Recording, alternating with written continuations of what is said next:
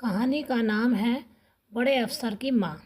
कहानी बड़ी प्रेरणादायक है, इसलिए आप ध्यान से सुनें। सुबह के 9 बजे थे।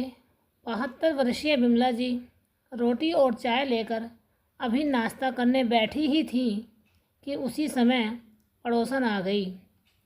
कैसी तबीयत है बिमला बहन? पड़ोसन बोली। तो बिमला जी ने कहा, तबीयत क्या है बहन, ये तो उम्र ही ऐसी है, जब तक जिंदगी है बीमारियां पीछा छोड़ने से रहीं, वो तो साए की तरह चिपकी ही रहेंगी। अरे वो तो सही है, शहर में अपने बेटे बहू के पास क्यों नहीं चली जाती हो? भरा पूरा परिवार छोड़कर यहाँ अकेले रहने में क्या मज़ा है? तेरा तो बेटा बड़ा अफसर है, खूब ठाठ से रखेगा तुझे। मैं तेरी जगह होती तो कब की चली गई होती अपने बेटे के पास। अरे बहन, गांव में मुझे कोई कष्ट थोड़ी ही है। सुबह सुबह 4 रोटियां सेक कर रख लेती हूँ, सारा दिन आराम से कट जाता है। कोई सर दर्द नहीं, कोई परेशानी नहीं। उलझन है तो बस एक कि बैठे बैठे कमबख्त यह पहाड़ सा दिन कटने को नहीं आता। कितने कितने घंटे यूं ही बैठी रहती हूँ, बैठे बैठे थक जाती हूँ तो लेट जाती हूँ। बस दिन भर यही सब चलता रहता है। फिर पड़ोसन सहानुभूति जताते हुए बिमला जी के साथ खाट पर बैठ गई और बोली, हाँ बिमला, जीवन की सबसे बड़ी उलझन तो यही है। जवानी में इंसान के पास इतना काम होता है कि वक्त नहीं मिलता, और बुढ़ापे में काम कुछ नहीं होता, वक्त ही वक्त रह जाता है। बेटा बहू अपनी दुनिया में रम जाते हैं और बूढ़े माँ बाप बैठकर बस मौत का इंतज़ार किया करते हैं। उनमें से अगर एक भगवान को प्यारा हो जाए तो दूसरे का जीवन तो नर्क समान हो जाता है।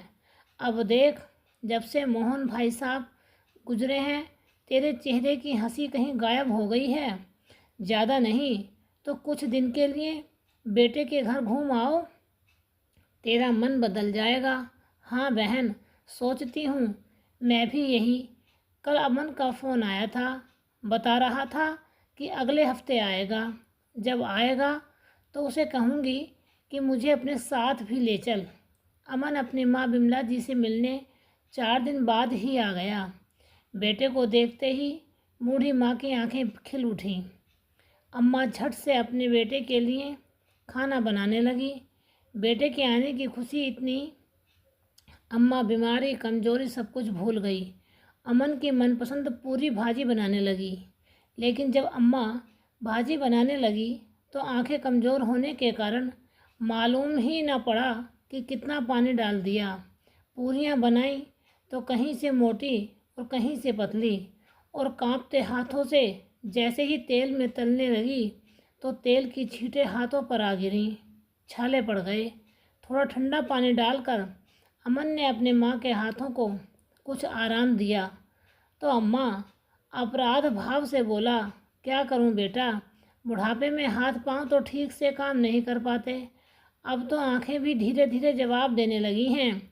अपने लिए तो वैसे तैसी बना ही लेती हूँ, पर तेरे खाने लायक खाना तो मैं ना बना पाऊँगी।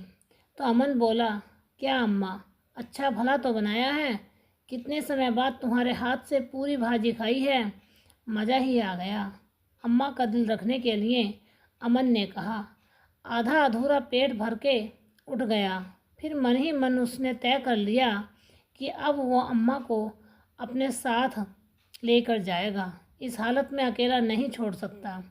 ऐसा सोचते हुए उसने अम्मा को अपने साथ चलने को कहा तो अम्मा उसे मना न कर पाई, और दूसरे ही दिन गांव वालों को अलविदा कहते हुए बिमला जी बड़े शौक से अपने बेटे के साथ शहर चली गईं। बेटा बहू और पोता पोती के साथ बुढ़ापा सुख से कटेगा, यह सोच सोच कर बिमला जी स्वयं को भाग्यशाली महसूस कर रही थीं। लेकिन जैसे ही बिमला जी बेटे के घर पहुंची, उन्हें इस बात की जल्दी ही एहसास हो गया कि उन्हें शहर आकर बहुत बड़ी गलती की है।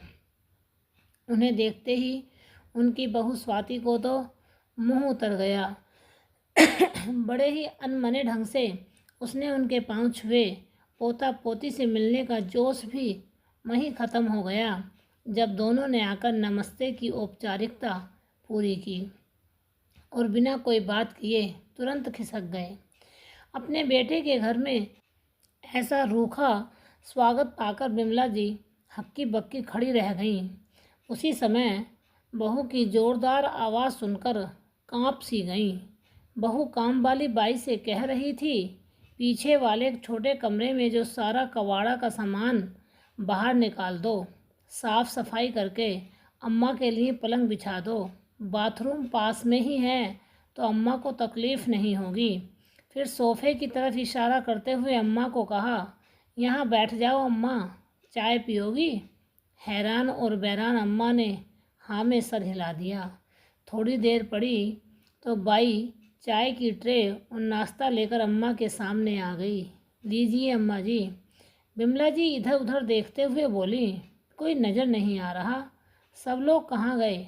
तो बाई ने बताया, साहब का तो पता नहीं, पर स्वाति मेम साहब तो अपनी सहेली के यहाँ किटी पार्टी में गई हैं और बच्चे दोस्तों के साथ बाहर निकल गए हैं। अकेले बैठकर उदास भाव से चाय का घूंट पी भरते हुए बिमला जी सोचने लगी, क्या मैं केवल इसी चाय की खातिर यहाँ आई हूँ? बिमला जी तो शहर में आ तो गई थीं, लेकिन अकेलेपन की दंशा हमेशा उन्हें डसता रहता था। उन्हें हर पल उपेक्षा का अनुभव होता रहता था। हालांकि उनका बेटा अमन उनका ख्याल रखने में पूरी कोशिश करता था। दिन में एक बार आकर उनका हालचाल भी पूछ लेता था, लेकिन उनके पास भी ज़्यादा समय नहीं था वह अपनी अम्मा के पास बैठ सके। बिमला जी के खाने और पीने, कमरे के साथ सफाई का ख्याल काम वाली बाई को ही रखती थीं। पोता पोती को तो उनसे कोई मतलब ही नहीं था।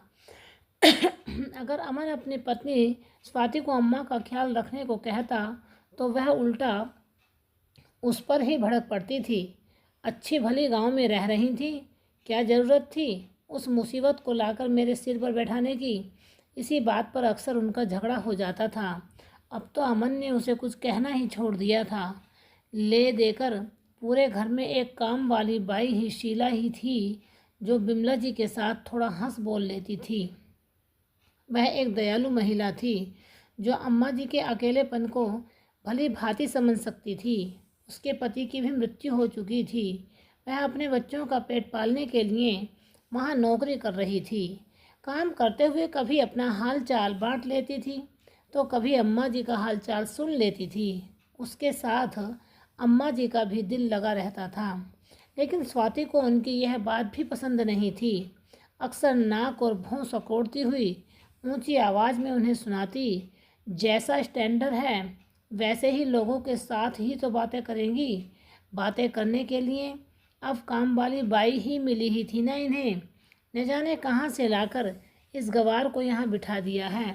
बहू की ये बातें अम्मा के दिल को तीर सी चुभती थी, लेकिन फिर भी अपमान के कड़वे घूंट को चुप करके पी जाती।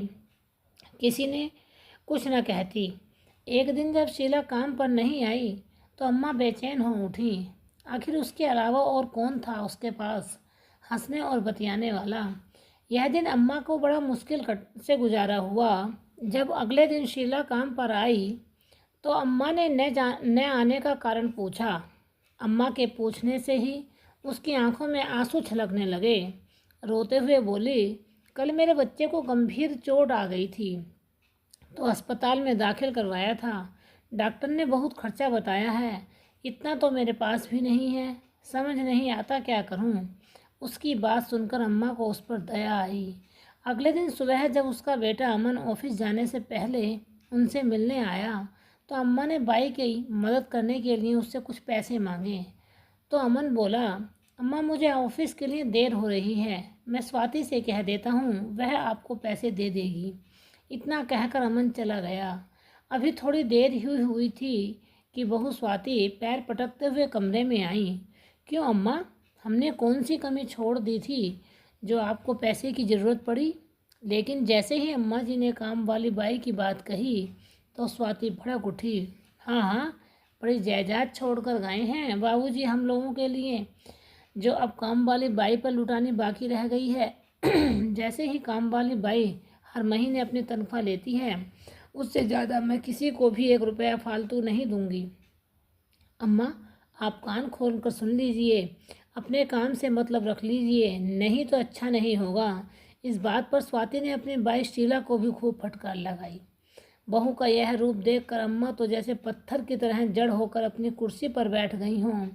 अम्मा जब से आई थी तब से स्वाति की आंखों में खटक रही थीं। अक्सर वह अपने पति से भी कहती थी कि अम्मा को यहाँ पर अच्छा नहीं किया लगता, यह ठीक होगा कि आप उन्हें गांव वापस छोड़ दो ताकि वह वहाँ अपने हम उम्र के लोगों के साथ समय बिता सकें। लेकिन अमन अपनी माँ को छोड़ना नहीं चाहता था। एक दिन जब अमन अपने ऑफिस से घर लौटा तो स्वाति को नोटों की गड्डी देते हुए बोला, स्वाति, यह संभाल कर रख लो, पूरे 2 लाख रुपए हैं। स्वाति ने अपने अलमारी में वह पैसे रखे और अलमारी को बिना ताला लगाए चली गई। अगले ही दिन घर में जैसे हंगामा सा हो गया। जब अमन ने अपनी पत्नी से पैसे मांगे तो स्वाति बोली, मैंने तो पैसे अलमारी में ही रखे थे, लेकिन अब मुझे वहाँ पैसे नहीं मिल रहे। फिर अमन बोला, अरे तुमने कहीं और रख दिए होंगे, ज़रा ध्यान से देखो, आखिर पैसे गए तो गए कहाँ। तो स्वाति ने तिरछी नज़र से अम्मा की ओर देखते हुए कहा, बच्चे तो पैसे उठाएंगे नहीं। अब हम दोनों के अलावा तो एक ही जान बचता है इस घर में जो पैसे उठा सकता है, और पैसे भी तो कुछ दिनों पहले तुम्हारी अम्मा शीला को देने के लिए तुमसे पैसे मांग रही थी। मुझे तो लगता है कि स्वाति की यह बातें सुनकर अमन को बहुत गुस्सा आया और चिल्लाते हुए बोला, स्वाति, तुम अपनी हद पार कर रही हो। तुम मेरी माँ के बारे में ऐसा सोच भी कैसे सकती हो। माँ भला अपने ही घर में पैसों की चोरी क्यों करने लगेगी। वैसे भी मेरा सब कुछ उन्हीं का तो है। अमन बहुत परेशान था कि आखिर पैसे गायब कहाँ हो सकते हैं। उन दोनों ने पूरा घर छान मारा लेकिन पैसे कहीं नहीं मिले। तभी स्वाति बोली, अमन, एक बार मेरी बात मानो, अपनी माँ के कमरे में तलाशी ले लो। मुझे तो लगता है कि पैसे वहीं से मिलेंगे। अगर तुम तलाशी नहीं लेते तो मैं ले लेती हूँ, लेकिन चोर बचकर नहीं जाएगा। इतना कहते हुए स्वाति अम्मा के कमरे में घुस गई। अम्मा बोली, बहू, यह तुम क्या कर रही हो? मेरा यह सारा सामान यहाँ क्यों फेंक रही हो? तो स्वाति ने कहा, अम्मा जी, आज तो दूध का दूध और पानी का पानी हो ही जाने दो। ऐसा कहते हुए स्वाति ने अम्मा का संदूक खोला, सारे कपड़े ज़मीन पर फेंक दिए। उसी समय नोटों की 2 गड्डियाँ निकल कर आईं। यह देखते ही अमन चौंक गया और बौखलाते हुए बोला, माँ, मैं सपने में भी नहीं सोच सकता था कि तुम यह हरकत करोगी। अगर पैसे की इतनी ही ज़रूरत थी तो तुम मुझे बोल दिया होता। फिर स्वाति बोली, ये क्या, यहाँ तो केवल 1 लाख रुपए पड़े हैं। मुझे लगता है बाकी 1 लाख काम वाली को दे चुकी हैं तुम्हारी माँ। तभी शीला बोली, नहीं मेम साहब, हम गरीब ज़रूर हैं लेकिन चोर नहीं। उसके लाख कहने पर भी स्वाति नहीं मानी, उसे काम से निकाल दिया। अमन अपनी नज़रें झुकाए ऑफिस के लिए निकल गया और बूढ़ी माँ मन ही मन रोती रही। खुद से आंख मिलाने के भी उसे शर्म आ रही थी। फिर सोचने लगी, इतना बड़ा कलंक आज बहू ने मेरे माथे पर लगा दिया, और मेरा वह बेटा जिसे पाल पोस कर मैंने बड़ा करने में अपनी ज़िंदगी की सारी कमाई लगा दी, उस बेटे ने मुझे चोरी का इल्ज़ाम भी चुपचाप स्वीकार कर लिया। बूढ़ी माँ की आत्मा चीख उठी। दिल में तूफान उठ रहा था लेकिन ऊपर से वह बिल्कुल चुप थी। कभी कभी अमन के भी दिमाग में आता कि माँ ऐसा नहीं कर सकती। वह अपनी पत्नी को भी यह बात समझाना चाहता था। एक आध बार उसने दबी आवाज़ में स्वाति से इस बारे में बात भी की थी, लेकिन स्वाति कहाँ मानने वाली थी। फिर एक दिन स्वाति ने कहा, अमन, बुरा न मानो तो एक बात कहूँ, अब मेरा तुम्हारी माँ के साथ गुजारा नहीं है। मैं तो कहती हूँ कि तुम इसे गांव छोड़ आओ ताकि वह खुश रहें और हम लोग भी। फिर अमन बोला, स्वाति, तुम पागल हो गई हो क्या? गांव में मुझे सब बड़े अफसर के नाम से जानते हैं, और अगर मैं अपनी बूढ़ी माँ को ऐसी हालत में गांव में अकेले छोड़ आऊँगा तो मेरी ज़िंदगी कितनी बदनामी होगी। सब मुझ पर थू थू करेंगे। और वैसे भी माँ की जो हालत है, उन्हें अकेला छोड़ना बिल्कुल भी ठीक नहीं होगा। फिर स्वाति ने कहा, तो ठीक है, गांव में नहीं छोड़ सकते तो अम्मा को वृद्धाश्रम में छोड़ाओ, लेकिन मैं अब उनके साथ नहीं रह सकती। उनके साथ रहना हमारे बच्चों पर क्या असर पड़ेगा, बस फिर क्या था। अगले दिन अमन अपनी माँ के कपड़े पैक करते हुए बोला, माँ, मेरी एक वृद्धाश्रम में बात हो चुकी है। कल सुबह मैं आपको वृद्धाश्रम में ही छोड़ आऊँगा। अब आप वृद्धाश्रम में ही रहेंगी। अमन ने देखा तो अम्मा की आंखों में आंखें रो रो कर लाल हो चुकी थीं। केवल इतना ही बोलती जा रही थी, बेटा, मुझे नहीं पता तेरे पैसे मेरी संदूक में कैसे आ गए। वृद्धाश्रम में जाते समय पूरा रास्ता अम्मा बस यही बोलती रही, बेटा, मेरी कोई गलती नहीं है, मैं वृद्धाश्रम नहीं जाना चाहती। मैं घर के किसी कोने में ही पड़ी रहूँगी, किसी से कुछ नहीं कहूँगी। तेरे बाबूजी के जाने के बाद तू ही तो मेरा केवल एक सहारा है। अब तू भी मुझे ऐसे छोड़ देगा तो मैं कैसे ज़िंदगी बिताऊंगी। अम्मा गिड़गिड़ाती रह गईं, लेकिन अमन ने अपनी पत्नी की बातों में आकर माँ को वृद्धाश्रम में ही छोड़ दिया। वापस कभी पलट कर नहीं देखा। वापस आकर अमन अपनी रोज़मर्रा की ज़िंदगी में व्यस्त हो गया। अम्मा को वृद्धाश्रम भेजकर स्वाति के कलेजे को भी ठंडक पहुँच गई थी। आज अम्मा को वृद्धाश्रम पहुँचे पूरे 2 महीने हो चुके थे। इस दौरान अम्मा ने अमन से फ़ोन पर बात करने की 2 बार कोशिश की, परंतु दोनों ही बार स्वाति ने फ़ोन उठाया, यह कहकर फ़ोन काट दिया कि किसी काम से बाहर गए हैं। आज ऑफिस जाने को अमन तैयार ही हुआ था कि तभी उसके पास फ़ोन आया। मिस्टर अमन, आपकी माताजी की मृत्यु हो चुकी है। माँ की मृत्यु की खबर सुनकर अमन स्तब्ध रह गया। तुरंत वृद्धाश्रम के लिए निकल पड़ा।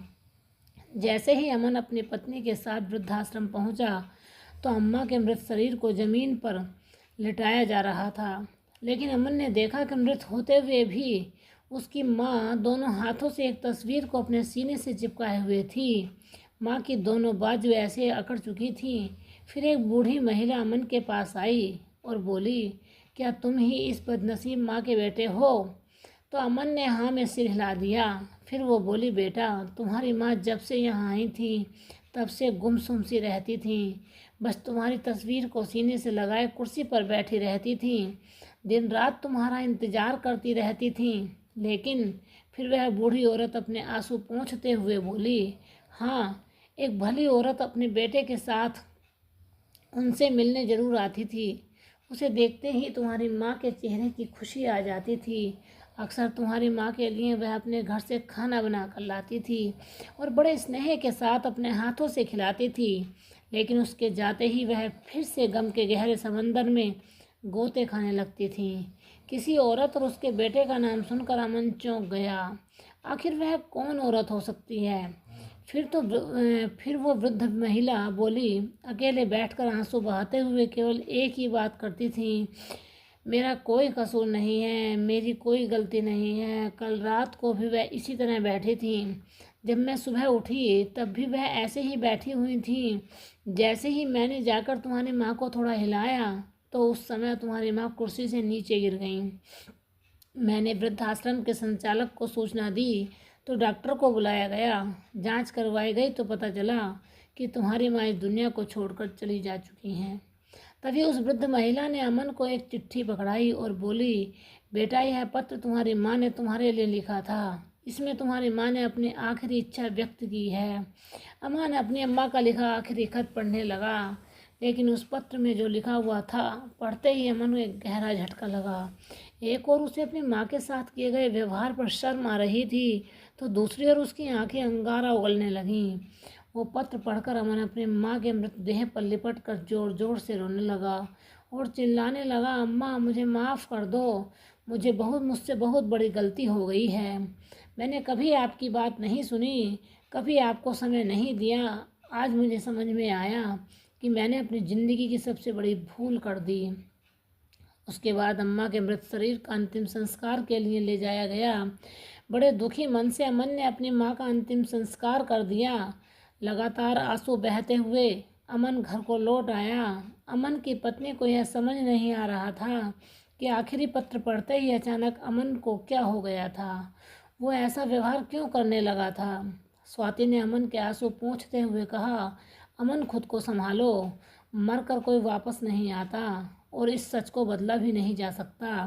तभी अमन गुस्से से स्वाति को देखने लगा और उसका हाथ झड़कते हुए बोला, मैं जानता हूँ कि मेरी माँ इस दुनिया में नहीं रही, मैं चाहकर भी उनसे नहीं मिल सकता, लेकिन जब वह इस दुनिया में थी उन्हें मेरे साथ की ज़रूरत थी, उन मुझसे बातें करना चाहती थी, तब भी मैं उस समय नहीं दे पाया। यह सब केवल तुम्हारे कारण ही हुआ है। तुमने मेरी माँ के खिलाफ ऐसी साजिश रची और मेरी माँ के प्रति मेरे मन में इतना जहर घोल दिया कि मैं ना चाहते हुए भी मैंने उन्हें खुद से दूर कर दिया। अपने अंतिम समय तक वह बस एक ही बात कहती रही, उन्होंने कोई गलती नहीं की, उनका कोई कसूर नहीं है, लेकिन मैंने उनकी एक बात नहीं सुनी। मैंने विश्वास किया तो सिर्फ तुम पर। तुमने मुझे कितना बड़ा धोखा दिया। अमन के मुंह से यह बातें सुनकर स्वाति हैरान रह गई। उसी समय अमन ने स्वाति की माँ को फ़ोन लगाया और बोला, जल्दी से आइए, ले जाइए अपनी बेटी को, मुझे इसकी कोई ज़रूरत नहीं।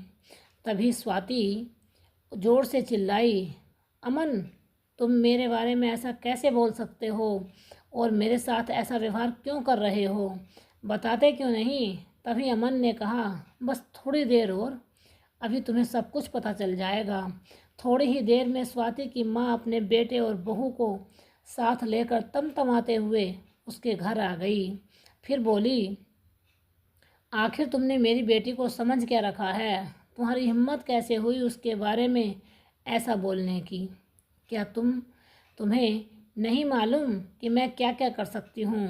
उसी समय अमन चिल्लाया, जो आप लोगों के पास में हो आप कर लीजिए, लेकिन अब यह औरत मेरे घर में नहीं रहेगी।